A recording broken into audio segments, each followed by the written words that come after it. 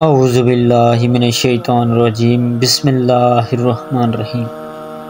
ناظرین گرامی السلام علیکم۔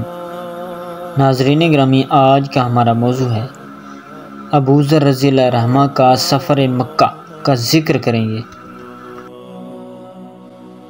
ناظرین گرامی، جناب ابو ذر رضی اللہ عنہ جن کا نام جندب، باپ کا نام جنادہ، قبیلہ بنی غفار سے تعلق رکھتے تھے۔ مکہ معظمہ کی ایک وادی جس کا نام بطن مر تھا، اس میں یہ رہائش پذیر تھے۔ حضرت امام جعفر صادق علیہ السلام فرماتے ہیں کہ ایک روز جناب ابو ذر غفاری رضی اللہ عنہ صحرا میں بکریاں چرا رہے تھے کہ اچانک ایک بھیڑیے نے ان بکریوں پر حملہ کر دیا۔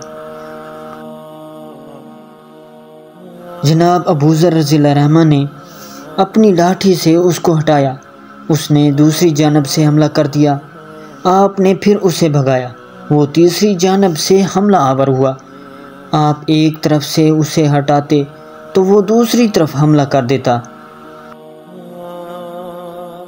جناب ابو ذر رضی اللہ عنہ نے غصے سے فرمایا، تو کتنا بے حیا جانور ہے، میں ایک طرف سے تجھے ہٹاتا ہوں تو دوسری طرف سے آ جاتا ہے۔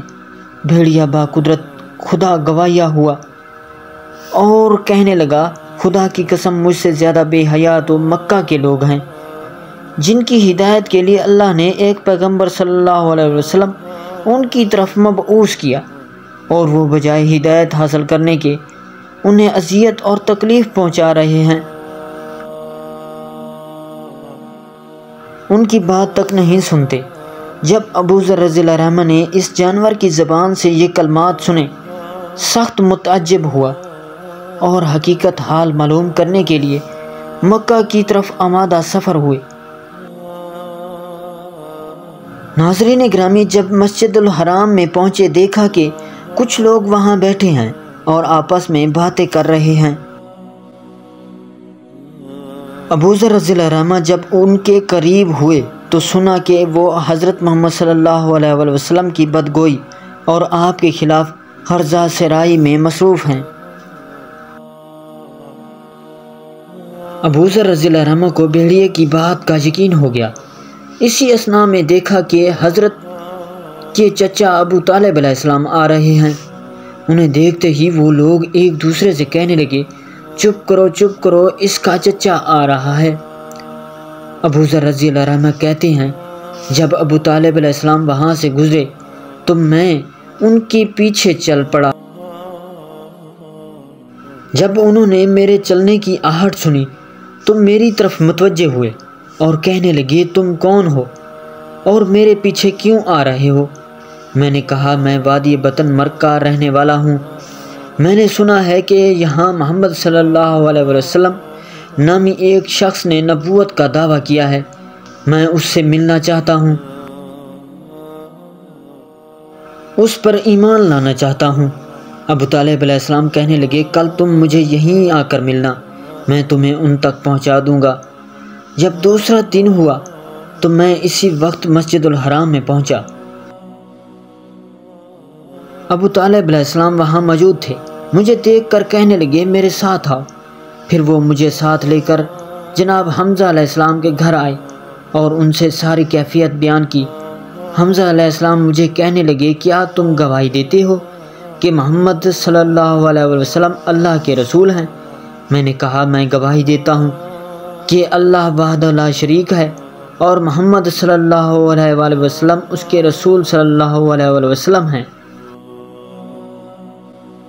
ناظرین گرامی، اس کے بعد حمزہ علیہ السلام مجھے جعفر بن ابی طالب علیہ السلام کے پاس لے آئے اور ان سے ساری کیفیت بیان کی۔ انہوں نے بھی مجھ سے شہادتین کا اقرار لیا اور پھر مجھے ان حضرت صلی اللہ علیہ وسلم کی خدمت میں پہنچایا۔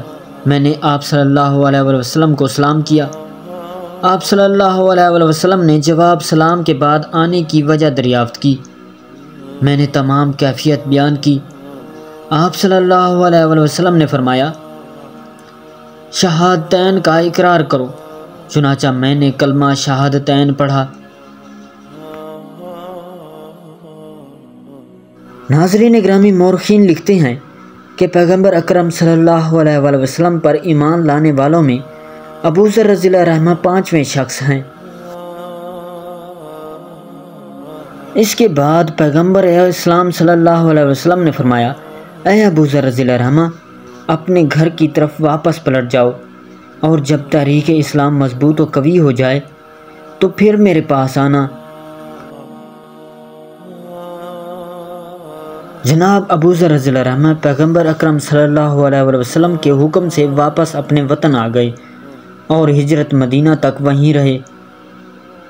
جب ان حضرت صلی اللہ علیہ وسلم نے مکہ سے مدینہ کی طرف ہجرت فرمائی تو ابو ذر رضی اللہ عنہ اپنی بھیڑ بکریاں کو ساتھ لے کر، جو 600 کے قریب تھیں، مدینہ میں پیغمبر اسلام صلی اللہ علیہ وسلم کی خدمت میں آ گئے۔ ناظرین گرامی، ویڈیو اچھی لگی ہو تو ویڈیو کو لائک، چینل کو سبسکرائب اور بیل آئکن کو دبا دینا، اور اچھا سا کمنٹس دینا نہ بھولیے گا تاکہ آنے والی ہر ویڈیو کا نوٹیفیکیشن پہلے آپ تک پہنچے۔ اگلی ویڈیو تک دیجیے ہمیں اجازت۔ اللہ نگہبان۔